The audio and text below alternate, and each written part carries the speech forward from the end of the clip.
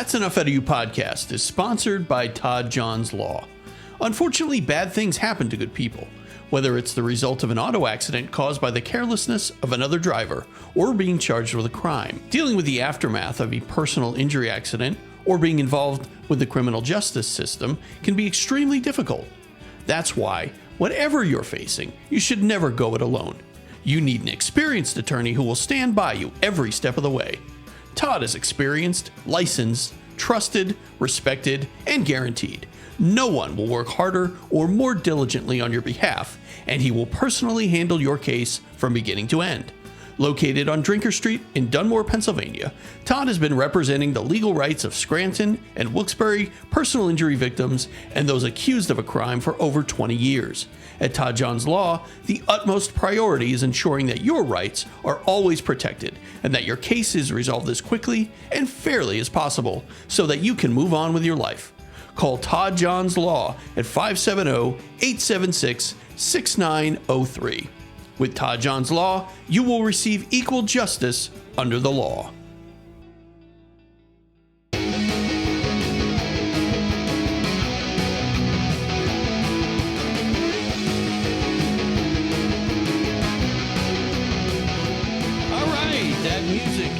Background, which we don't hear, but we will later, means that it's time for That's Enough Out of You, the podcast. And I am your main host, Bill Rader, and I am joined by my co-host, and his name is Sean Kane. Sean, what's going on, buddy? Billy Raids, how you doing, buddy? I am hanging in there today, despite the fact that I fell down the stairs this morning. And my shoes fell off, but I'm. Good thing you've been hitting the gym, Billy. Good thing, because if this were last year, Sean, before I started, before I had, was back to the gym, right? I'd be doing this podcast from the emergency room. But I am feeling okay. I'm doing all right, despite falling down the stairs. So, hey, we've got a really, really cool topic today and a cool guest. He's coming to us all the way from Baden-Baden in Germany. He is a journalist for SWR, which is really, it's part of the German public broadcasting system. And he also happens to be my little cousin. And his name is David Beck. David, what's going on? Welcome, Hi. David. Hi. Great to be on the show, and great to hear that you're okay after falling down the stairs too. Yeah. I'll be all right. So how you doing today, David? I'm okay. Yeah, it's lazy Sunday. I had a barbecue with friends, Nice. and now it's evening here and afternoon your time. So I'm also coming from the future. Yeah. What? Anything exciting happen in the next 6 hours that we need to know about? Not much, just a little bit of barbecuing. So yeah. All right. Well, I've got that in my immediate future, so I hope it goes well. You could tell me, I guess, if it didn't. Yeah, it goes fine. Yeah. Thank you. No food poisoning. Oh, that's good to hear. All right. So we're going to be talking today about something that I don't think is really a topic that a lot of people even are aware of, but it's the Berlin Airlift, which was between 1948 and 1949, and we'll talk about this, and then we'll get into it really, really deeply with you, David, and then we'll get into a little bit about JFK in his speech when he came to Berlin, and hopefully spread some knowledge and make some people aware of this really interesting part of history. So, David, why don't you kick it off? Where do you want to start with this? Well, maybe we should start with a reason why there had to be an airlift, which was the blockade of West Berlin by the Soviets.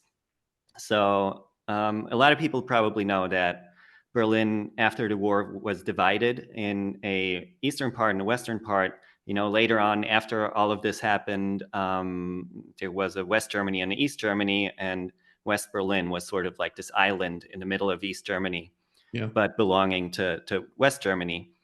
And that division happened after the war because, the Allies, and back then the Soviets were part of the Allies, they were all like buddy, and they were just happy that they won the war.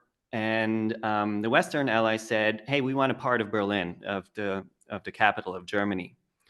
And the Soviets said, "Yeah, sure, here, take half of it." And that then later on became a problem because the Soviets wanted to expand communism towards the West, and the Americans didn't like that and adopted containment, meaning they wanted to contain communism, socialism where it was in the East. So then at some point, this basically became the Cold War, and the blockade and the airlift was sort of the first, you might want to call it, battle of the Cold War. So, I mean, it sort of had been going on before that, but this was the first confrontation. So why did the Soviets blockade West Berlin? Well, it was sort of obvious that two states were going to be founded, one in the East and one in the West. But nobody wanted to be the bad guy, so nobody make the first step towards foundation of a new state in Germany. So what the Western Allies and the Americans mainly did in West Germany was create a new currency. So before that, you had the Reichsmark, and then you had the Deutsche Mark, which up until about 20 years ago was the currency in Germany, in West Germany, and later in combined Germany. And the Soviets were sort of pissed about this, because what happened when the Deutsche Mark was introduced was that the Reichsmark was basically worthless in the West. So everybody took their Reichsmark to the East, where they could still use it, and that really drove inflation. So they stopped people from coming to the East. So they stopped people coming from West Berlin to East Berlin and to East Germany by basically blockading all of West Berlin. So they just shut it down. They shut down traffic from West Berlin, which, is a problem because West Berlin was its own city, and it needed to be, stuff needed to come into the city. Otherwise, they would have run out of food, basically. Right. Basically, all supplies and everything were cut off. There was nothing. Yeah. Okay. And the Soviets could do this without, that being sort of an aggression, because when they divided Berlin, they said, "Yeah, no, we're great buddies. After the war, we won. So, you don't need any, what'd you call it? Like sort of guarantees to be able to get into the city." But there was one thing that they did, which was they created these 3 air corridors, which was basically to make everybody's life easier. So from Hamburg, from Hanover, and from Frankfurt, there was an air corridor into West Berlin, which the Russians weren't allowed to use. And the Allies, the Western Allies, were in charge of, just about air safety and everything. So that was a way for the Western Allies to get in. So an airlift was pretty much the only solution to this blockade. And when we say the Western Allies, we're talking about the U.S., obviously, France, England, Britain, France, yeah, right? Yeah. I mean, mainly the U.S. I can go on and just say U.S. because it was the 3 zones in West Germany and West Berlin at some point were combined to a tri-zone, they called it. So there still was, especially in West Germany, there still were places where the French were, the Americans were, the English were, also Canadians and Australians, I think. I'm not sure about Australians, but Canadians definitely. But they all controlled it together. It was all, they were buddies, these Western Allies. Yeah, and so they decided to, not give up against the Soviets. This was mainly the U.S. military governor Lucius Clay who decided this, because everybody said it's not really possible to supply a city as large as West Berlin by air, especially with the planes they had back then. They were like small Douglas C-47s mainly, which the civilian version would be the DC-3. Yeah, but Lucius Clay said, no, we're not going to give up. They would have had to give up West Berlin entirely to the Soviets if they couldn't have supplied it. And David, do you know what was the population of West Berlin at that time? I'm not entirely sure. I could, I don't know if I could look it up as quickly, but it must have been over 1 million because it was a huge city. And Berlin now has about 4 million. So let's call it half of that. So Makes 1.5, sense. 2 million. Yeah. Yep. Okay. I can tell you, though, how much tons were required to fully supply the city with everything they needed, which I wrote down somewhere, but now I can't find it. But they assumed, I think, right, for summer, they assumed they had to bring in 4,000 tons of supplies a day. And, they had these tiny planes that couldn't really bring a lot in. Yeah, no, I haven't written down how much one of those DC-3s could have brought in. But yeah, it was a lot. And in the beginning, it definitely wasn't possible with these tiny planes and the way that the air traffic was controlled. It was just not enough planes could land in a day to supply the city. So they had to, organize a whole lot of stuff and, essentially optimize everything. They had to get in better planes. They got C-45s, DC-4s, and they optimized these air corridors in a special way. So all the planes that came in from Frankfurt and Hamburg, and all the planes flying back flew to Hanover. So they were one way, basically. And also, it was so tight, the landing schedule, that there was a plane landing every 3 minutes. Wow. And also, if a plane couldn't land, it couldn't get back into the, if I don't know, they missed a runway or whatever, and they had to go up again. They couldn't get back into the pattern because it was so tightly scheduled. They had to fly back with a full load of stuff. And this was all 3 corridors? They all sort of converging in one area. Yeah. So Hamburg is in the north of Germany. So that corridor was called the Northwest Corridor because from Berlin it was to the northwest. Then Hanover is sort of west of Berlin. So that was the Western Corridor, and Frankfurt is southwest. So the northwest and southwest were one way coming into Berlin. And the Western Corridor, the one in the middle, was to get the planes out. So that was one way out. And then the planes from Hanover, they had to fly back to Frankfurt and Hamburg to reload and fly back into the city. And then they brought the time on the ground down to 30 minutes. So a plane would land, they would unload it, they would, fill it up with gas and send it back on its way within 30 minutes. And with this, they could bring the tonnage that they brought in a day above 4,000 tons, which was what they needed in the summer. In the winter, they needed more. Of course, they had to bring in coal, so people wouldn't freeze. Yeah.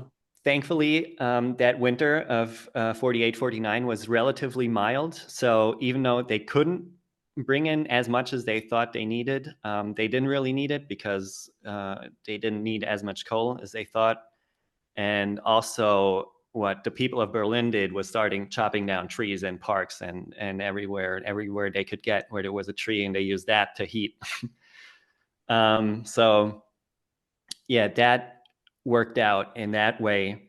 But also what I really love about this whole airlift is, of course, the US had political goals. They wanted to show the Soviet Union, we're not going to back down. We're going to stay here. But what they also did was they really kept morale of the people in Berlin up. And they did a couple of things. Like there was a Operation Santa Claus, they called it.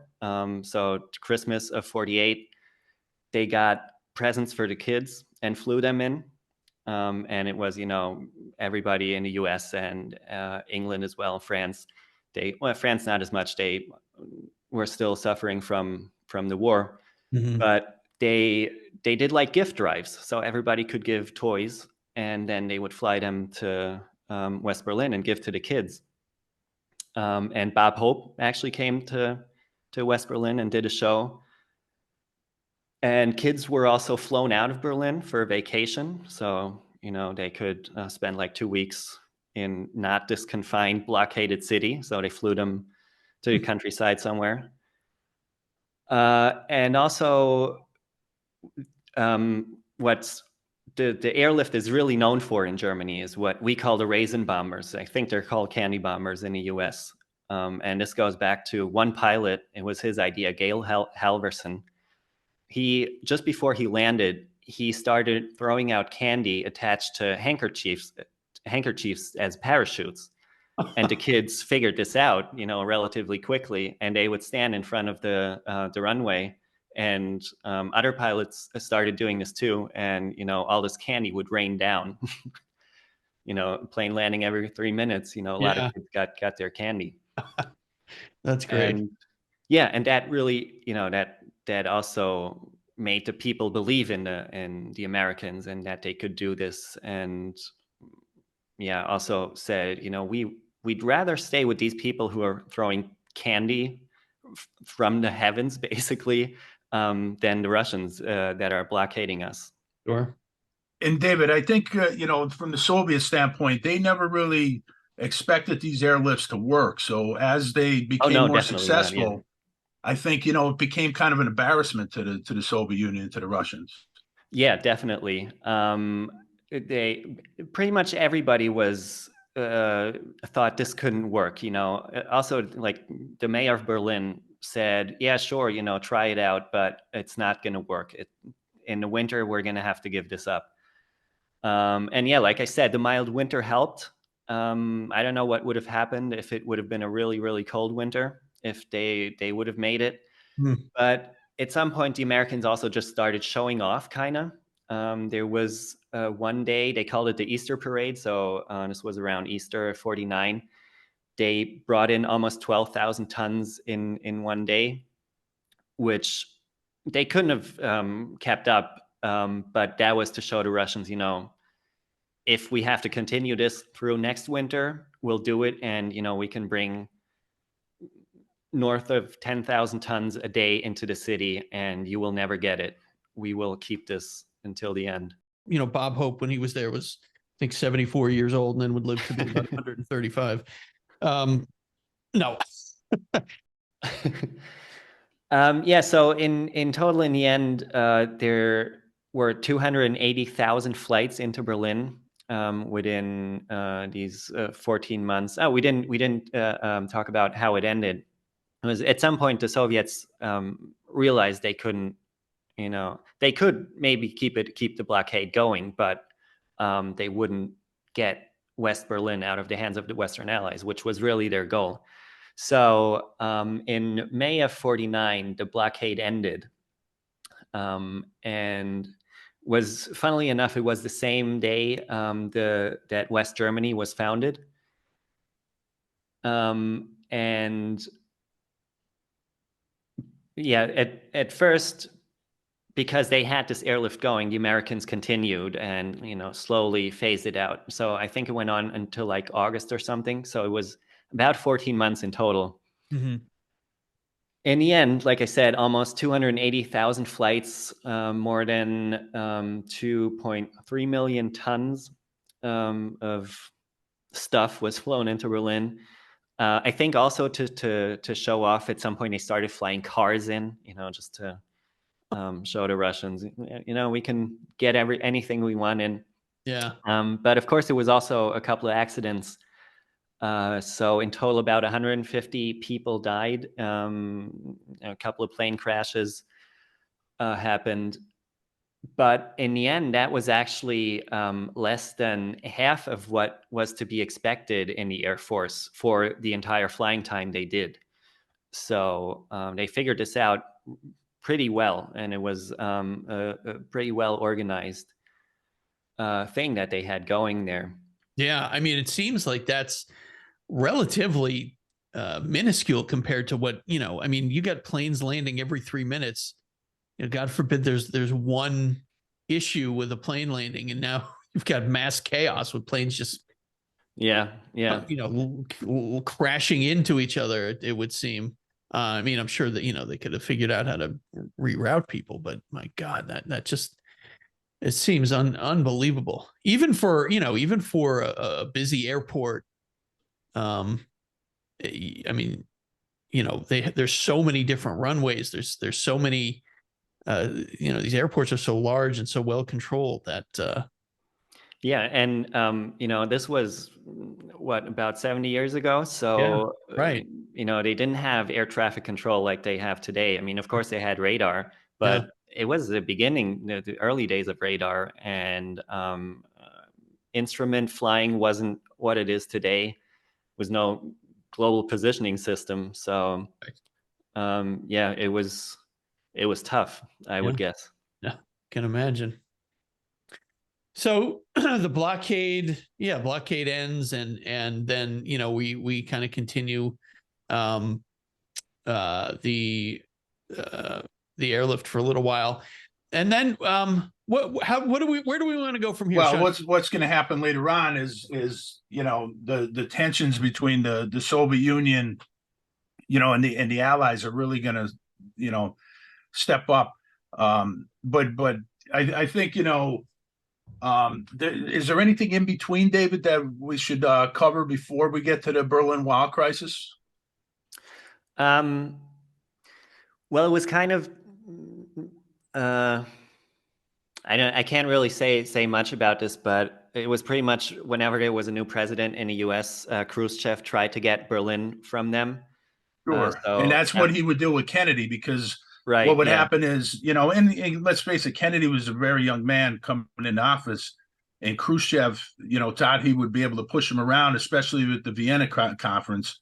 And this is where he tried to bully Kennedy, and Kennedy, we discuss him so much on this. Kennedy was our last really peace president. He tried to exhaust every option before going to war.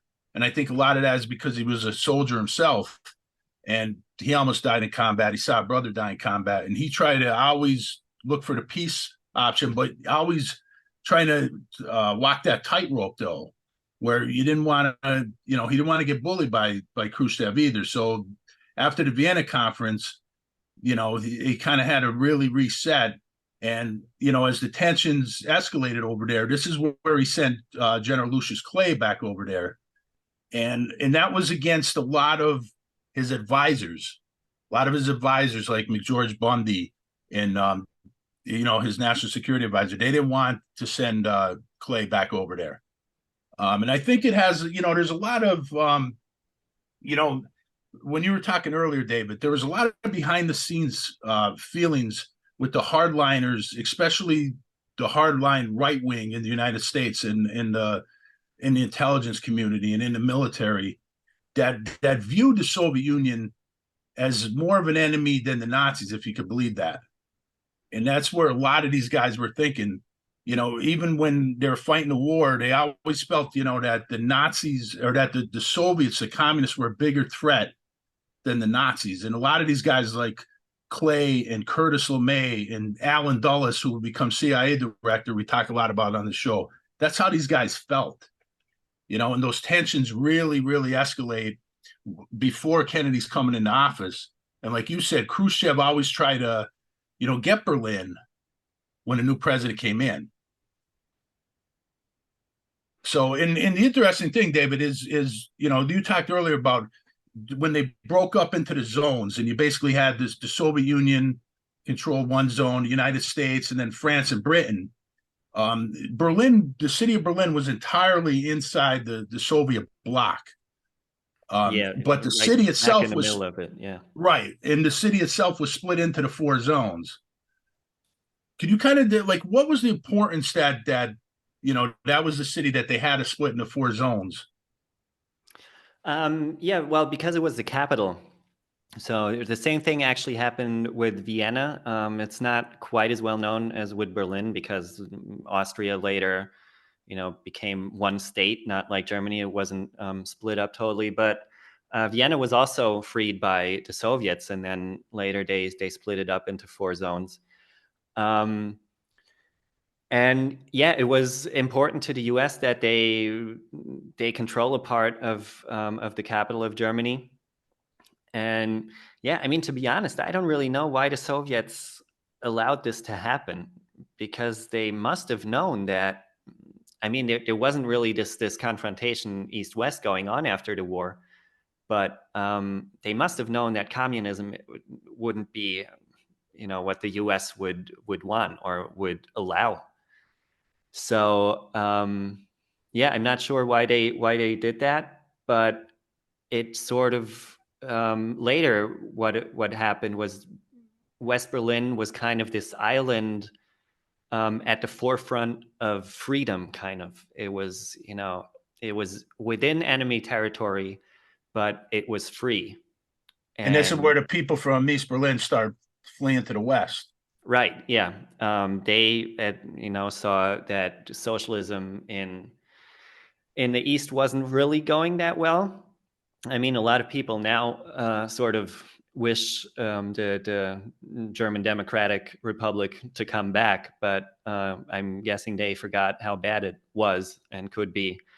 So a lot of people fled to West Berlin. That was the easiest to get from East Berlin to West Berlin, because sometimes you would just have to jump out a window or across the street even, and you'd be in West Berlin.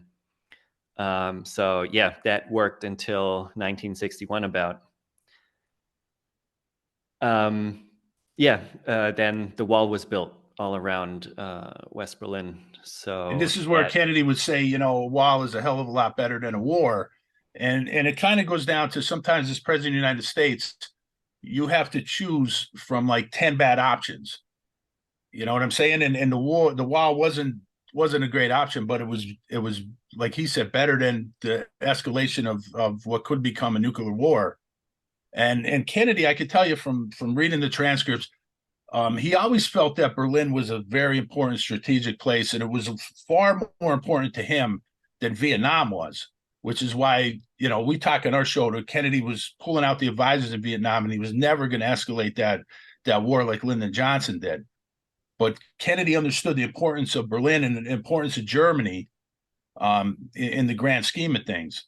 So there was always that fine line where he tried to, he wanted to walk he still wanted to always go towards peace, but he also didn't want to lose all of Germany and all of Berlin to the Soviet Union.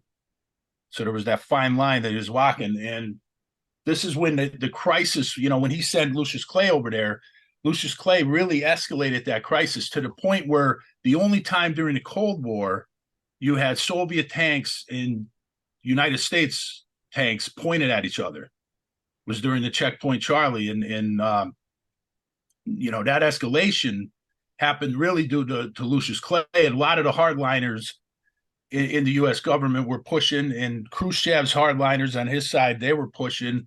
And that became a very serious situation. So when the wall is built, Kennedy looked at that as the best option of really like 10 bad options. I think also for West Berlin, it was better than a lot of other options. Because, like I said, West Berlin stayed free. And right. I think what was of course, it was important strategically, but also the symbolism, I think, was very important for West Germany, for democracy in the West and the U.S. in total, basically, because it was just like, we have a stance within your territory, and we're not going to give it up. And it also made the Soviet Union look really bad, because they actually had to build a wall to keep the people from fleeing. To the West. So that didn't make Khrushchev or the Soviet Union look good, or the communism in general. Yeah, I mean, of course they didn't see it, or they didn't sell it that way to their own people. It was called the wall in the East was called anti-fascist, basically anti-fascist safety wall, something like that. That's what they called it, to save themselves from fascism. Yeah, but also I think this symbolism, how important West Berlin was also to Kennedy, really comes out in one of his very famous speeches when he was in West Berlin. You mentioned it earlier, Bill. Must have been 64 in that case, 15 years after the airlift ended.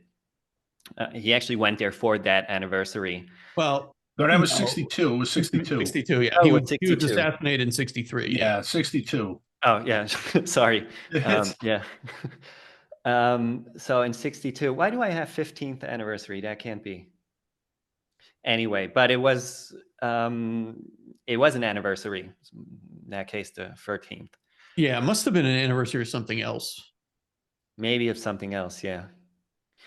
Anyway, this very famous speech, it's the Ich bin ein Berliner speech, and what he says that phrase twice, and what he meant by it was, the first time he says it, he says, 2,000 years ago, the proudest boast was Civis Romanus Sum, which means I am a citizen of Rome. He goes on, today in the world of freedom, the proudest boast is Ich bin ein Berliner. So what he means by juxtaposing these two phrases is 2,000 years ago, when you said you're a citizen of Rome, basically it meant you were free. You were free to do whatever you want. Just because you lived in Rome didn't mean you were a citizen of Rome. It was just the higher ups. But yeah, it meant you were free. And what he's saying now is that when you live in Berlin, when you're a Berliner, you're free. And the second time he mentions it, he makes this more clear. And he says, all free men, wherever they may live, are citizens of Berlin. And therefore, as a free man, I take pride in the words, Ich bin ein Berliner. And yeah, he definitely got a lot of applause for that. I'm pretty sure that most of the people in the audience didn't understand a word he said, except for Ich bin ein Berliner, and they just applauded that. Yeah, and of course, then there's the jelly donut part to that speech, which at the time, I'm very sure wasn't a problem for the audience. But Berliner in South Germany, not in Berlin, but in South Germany, is a jelly donut. So the way he says it, he says, I am a jelly donut.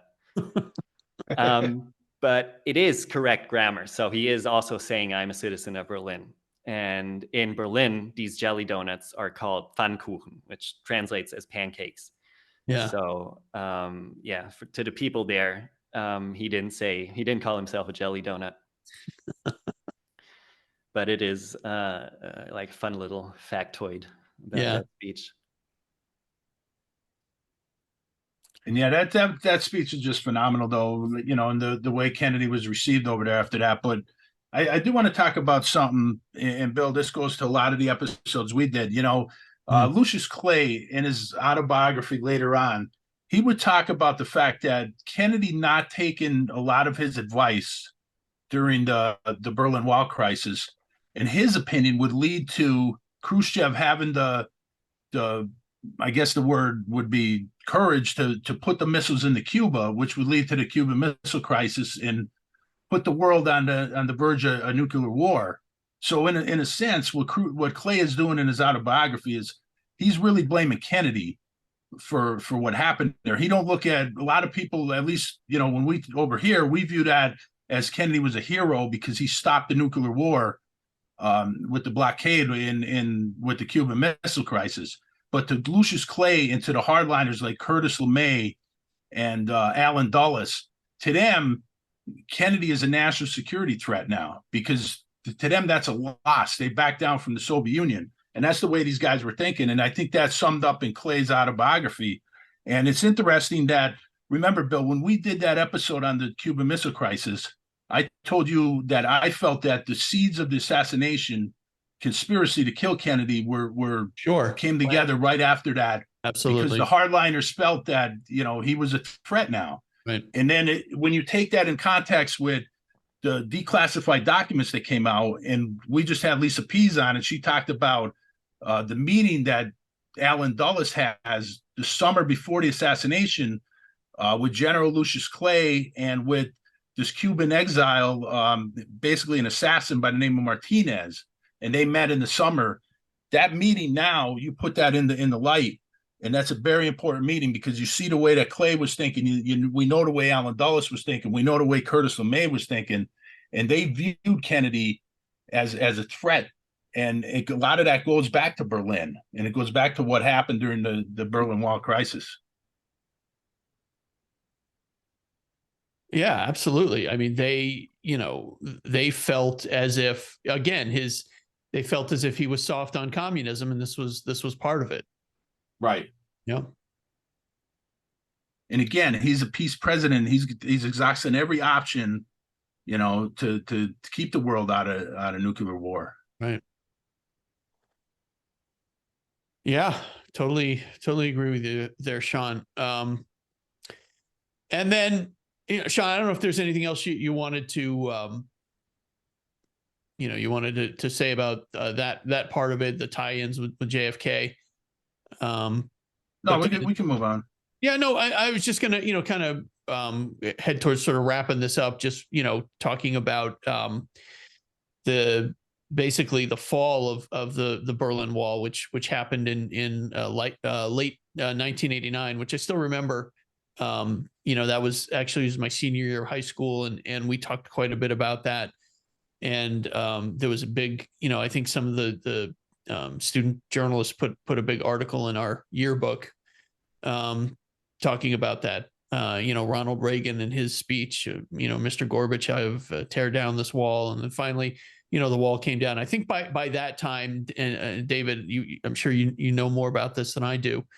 But by that time, the wall was mostly symbolic. It wasn't even, people were just sort of walking back and forth, and there was really no enforcement of the border. No.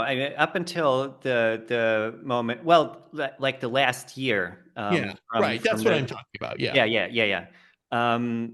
From then on, but up until that, it was, what was it? It's the way we spell 9/11, because we have day and then month. So the 9th of November. Yeah. Is the day the wall basically came down. Right. But up until then, you would get shot if you would walk up to the wall. It was called the death strip, which was like the last, maybe 30 yards up to the wall. And if you would enter that from East Berlin, they would shoot at you and kill you. And a lot of people did die trying to get out, trying to get over the wall. Yeah. But yeah, then on that day, on that 9th of November, 89, the way it happened is actually kind of funny because it was a press conference. Now I forgot the guy's name, but like some minor official of East Germany was in this press conference, and he was talking about how free travel would be possible between East and West, which was a big deal in itself, and he just like offhandedly mentioned it. And then one of the press asked, when this would come in effect. And he sort of stuttered because he didn't know. He was like, yeah, as far as I know, like from now on. And that was pretty much the fall of the wall. Then when people saw this, they went to the border. and tried to get past the border police that was still there. They had no idea what was going on. And at some point, the border police just said, yeah, just go on over there. And then it was just a huge party in Berlin, pretty much. This was Gunter Schabowski? Is that how you Yeah, say? right. Yeah. Yeah. Interesting. Yeah. And then, that led to the reunification of Germany about a year later in October of 1990. Yeah. David, talk to us a little bit about what Germany's like today, and talk a little bit about the form of government that you have there, and the feelings of the people, if you could describe them. Um, I don't know. I don't really know where to start right now. Well, I mean, East Germany definitely has changed a lot. Obviously, they went from socialism to democracy. And the reunification was done kind of haphazardly. So it was done too quick, a lot of people think. And it was like the West sees it as way too expensive how it happened, because a lot of money flowed into what we call the new states, because those 4 or 5 states that came to the Federal Republic only came there in 1990.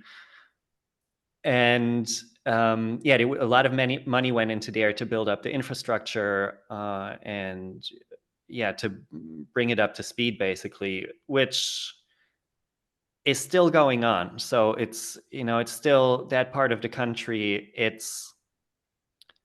I would say it's on par with the West, but not entirely in every aspect. So wages, for instance, are still lower in the East as they are in the West. And in the past 10 years, that also sort of led to a right shift in politics, especially in the East. So there's a far right party that was founded just over 10 years ago. I think it's called the AfD. And right now in polls, they're the second strongest party. We have more than 2 here. David, you mentioned earlier that a lot of people felt like they would rather go back towards socialism. Is that mostly in the East, or is that throughout the whole country? No, that's mostly in the East. Okay. It was because after the wall came down and it was basically a free market in the East, a lot of people lost their jobs and couldn't find new jobs, and there was a lot of people out of a job there, which before didn't happen, of course, because of socialism. So everybody was assigned a job, but then they had a job. Right. And then later they were sort of, it was their responsibility to get educated, to find a job, and be part of the community, pretty much. But today you do have your education paid for, right? I mean, you have. Yeah. I actually don't know what the deal is today. When I went to college, there was like this. It was a huge fight over it, actually, and just started when I went to college. It was 500 euros a semester. That tuition was introduced.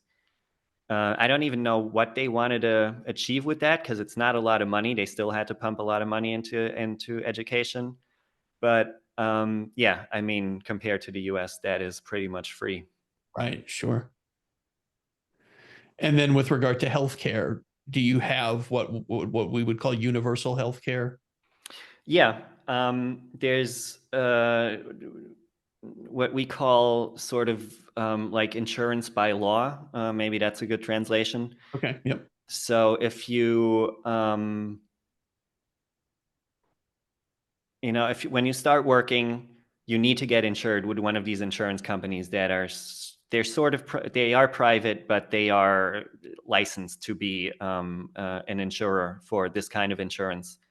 And then you pay, I think it's around 15% of your wages go to this insurance, which in the end I don't even really know how much I pay, because I never see that money, that my employer pays that money directly to my insurer.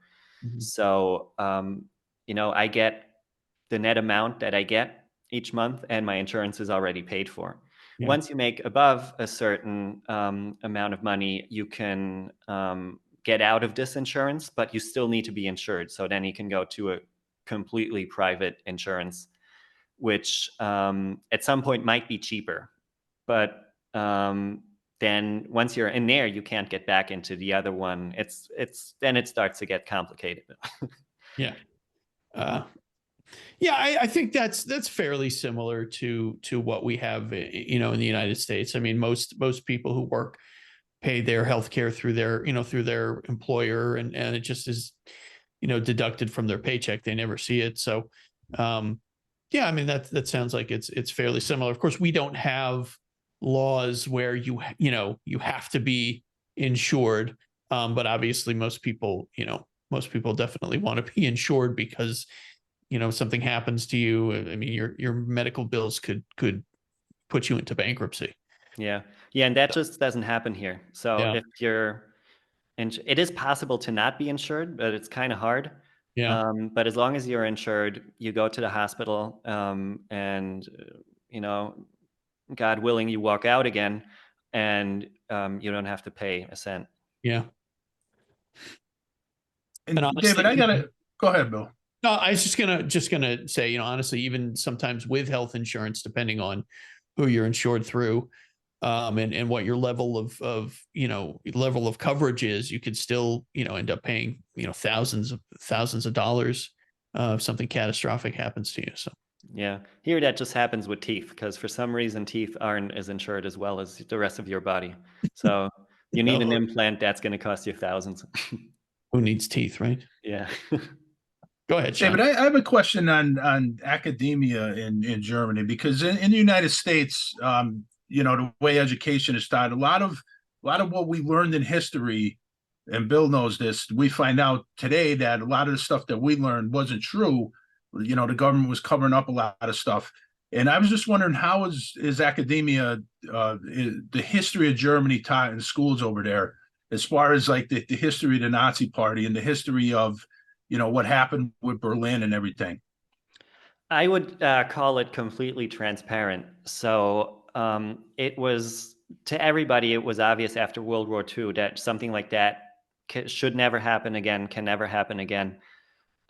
So the people in Germany I mean, again, this was mostly the US, but the people they brought up to become leaders of Germany, those were, of course, non-Nazis. And there was still a lot of Nazis in the system later on, just because you couldn't get, all the judges that were Nazis. You couldn't get all of them out.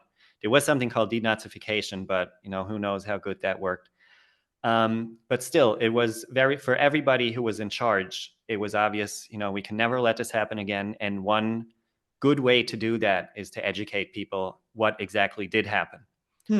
So you learn pretty much everything what happened during 1933 and 45.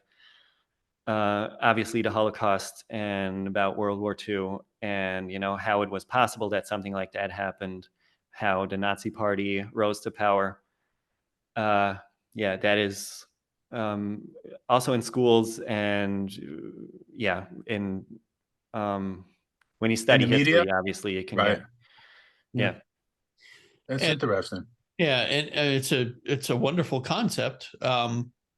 And everything, and I remember we talked about this, David, everything that had any kind of Nazi symbolism, any buildings or signage or anything like that, was torn down, right? It was all, I mean, there was nothing that was kept as a monument or a shrine or anything like that. Nobody said, oh, we need to keep this up because this is part of our history. It was taken down because it was an evil part of history.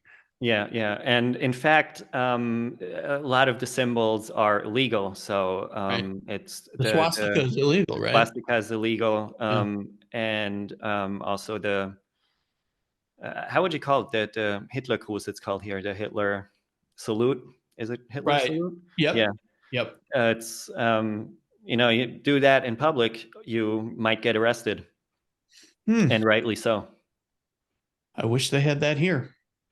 Yeah. Because But I mean, that's there's an argument to be made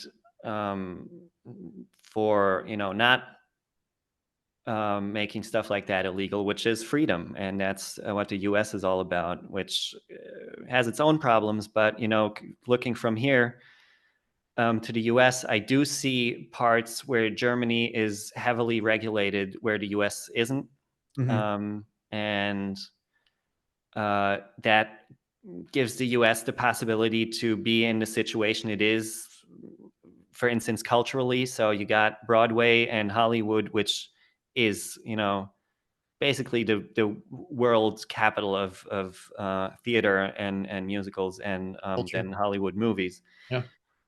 And, that wouldn't be possible here to be created. How is Americans viewed in Germany, David? Be honest. Ambiguous. Yeah, I mean, a lot of people really love the US, and a lot of people, tell me, you're a citizen. Why do you live here? Why don't you move to the US and work there? And they would go right away. But there's also this sort of view of egomania, maybe, Right. which was especially visible in Trump. Sure. Right. Yeah. So I think those are the two extremes: people absolutely loving the U.S. and thinking, how can this country put itself into this world police position, which it has.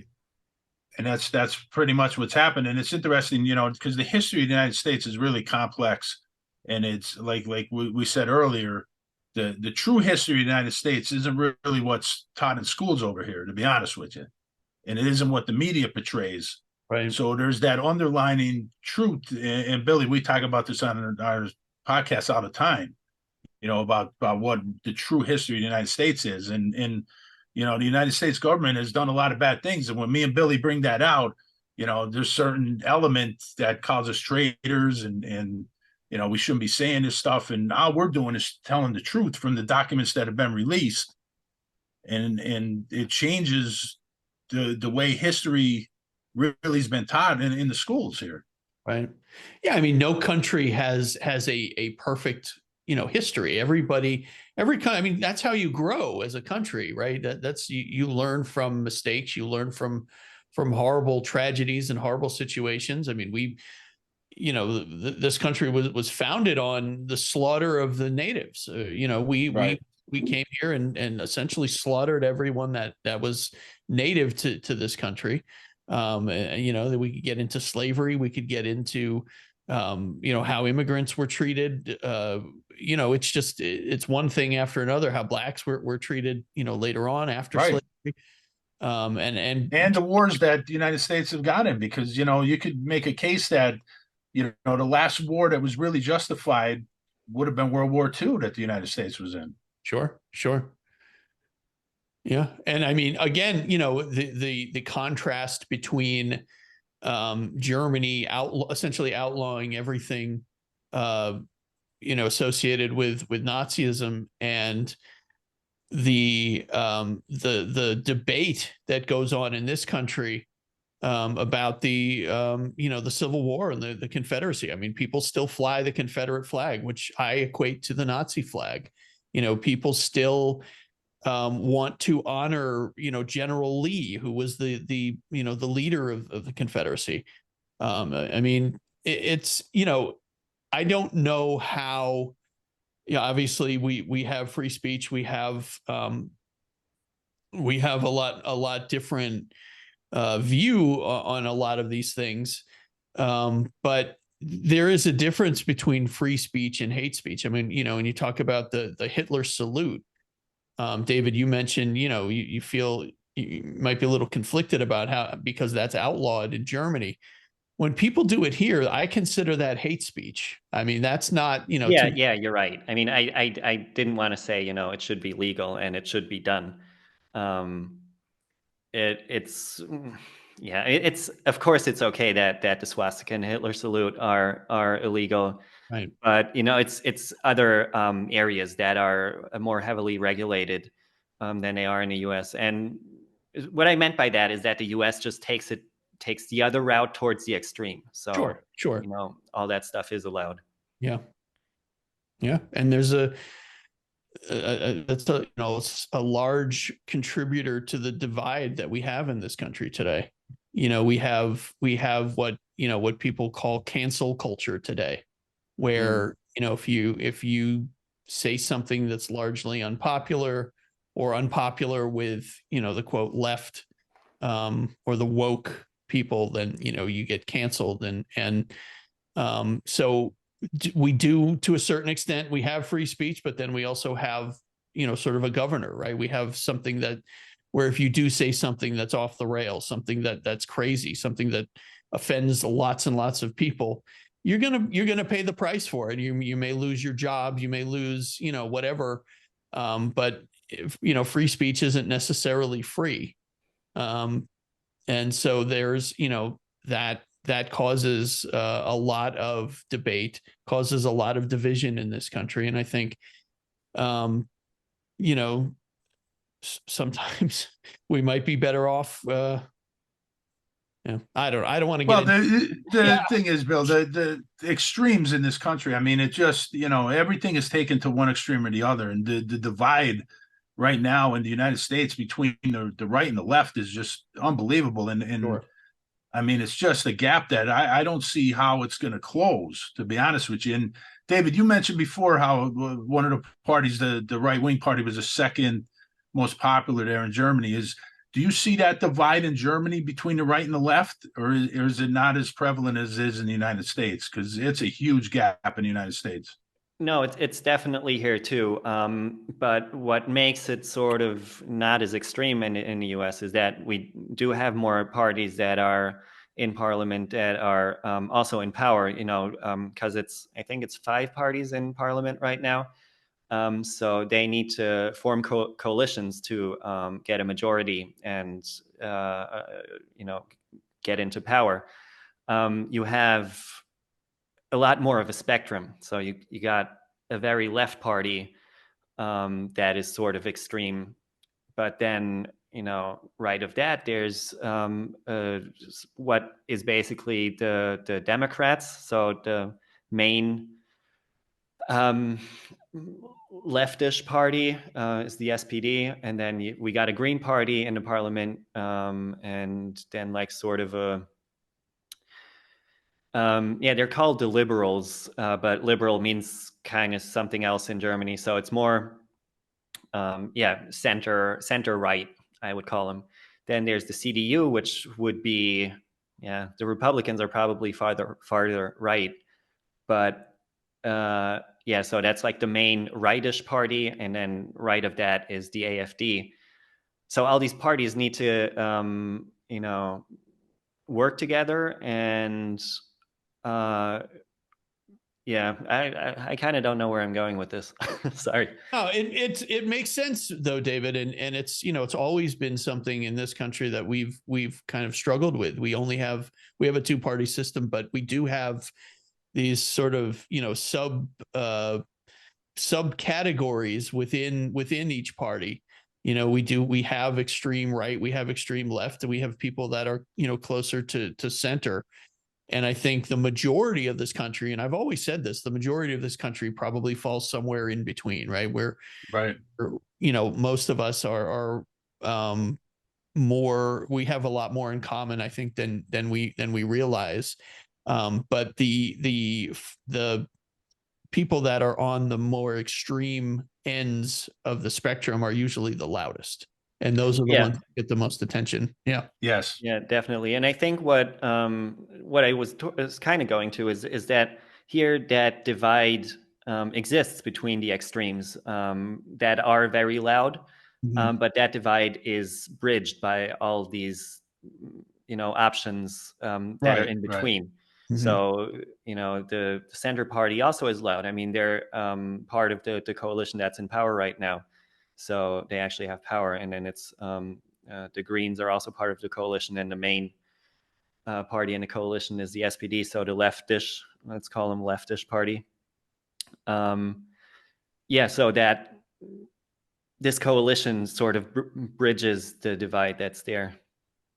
And let me ask you this, David, being part of the media in Germany, do you feel any sort of constraints as far as your reporting, or do you feel total freedom to report on things? And yeah, definitely total freedom. Yeah. I've never sort of been, I know there's never been any pressure to do a story or to not to do a story. I mean, I work in science journalism mostly, so sure. It's sort of outside of the whole politics thing. But there's a lot of people that say public broadcasting is run by the state. These are mostly right-wing people. But no, definitely not. There's nothing. And the way public broadcasting is set up is that we're completely independent from the state. Mm-hmm. So we're not financed with tax money. The money we get from the people is paid directly. So politics has as little influence as possible. And that's interesting, David, because that's totally different in the United States. Because, Bill, we know this from doing this podcast for a year and reading these declassified documents. The Central Intelligence Agency has totally infiltrated the media in the United States, and we have documentation to back that up. And that's going all the way back to the 40s, to when the CIA was created, and even before that, the forerunner to the CIA, the OSS, and there's certain things in the media that they're just not going to allow reported, and there's certain lines they're not going to allow crossed. So when people talk about that word freedom in the United States, it's really, we really got to watch what we're saying there, because, the CIA does have so many assets inside the media, and there's just certain things that's not going to be able to be out. And a lot of people have to go to the fringe media. And a lot of the authors that we have on our podcast, they're kind of on that fringe where they're not allowed into the mainstream media, because they're actually telling the truth. They're using documentation, declassified documents and stuff. And the media is not going to allow that out. The CIA is not going to allow that out in the media.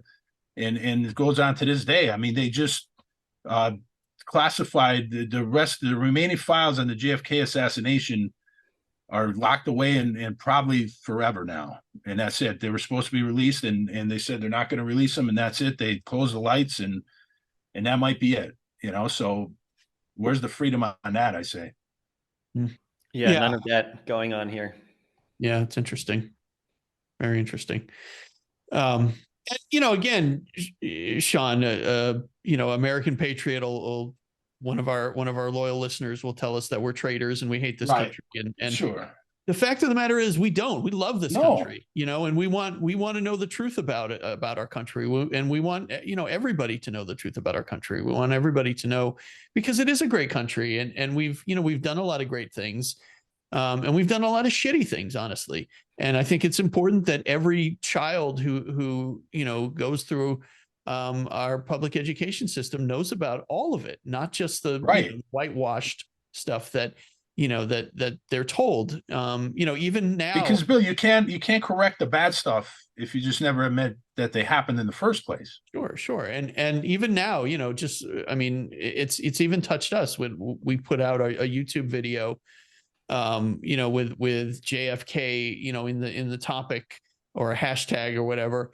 YouTube inserts this, article explaining how Lee Harvey Oswald was the lone gunman, and was no conspiracy. I mean, that's a classic example of trying to whitewash, cover up things and exactly say, whatever they're telling you in this video is complete garbage. Here's the real story. And that's bullshit. Exactly. So anyway, sorry. I'm on my little soapbox here. No, that was great to hear, Billy. It was great to hear. I love when you get up in that soapbox, buddy. Oh, well, David, it has been a lot of fun spending time with you. And I can't wait to hopefully see you when you come in. Hopefully you do get to come in and we get to spend a little bit of time together later this year. Yeah, thanks for having me. And I hope so too, that it'll work out, that I can come see you. And one way or another, we want to try to get you back on to talk about AI, because I know that's your really your topic right now. That's what you've been covering that quite a bit. Yeah, not the only one, but yeah. That's a very, very interesting topic though. And it's, boy, are we on the verge of who knows what. I'm sure. Yeah. Well said. Who knows what? Yeah. I mean, but David, thanks for this. This was really interesting to get this perspective, from Germany, and just interesting. The whole thing was just fascinating to me. So thank you for coming on, and we really appreciate it. Yeah, thanks for having me. It was a lot of fun. All right. Take care.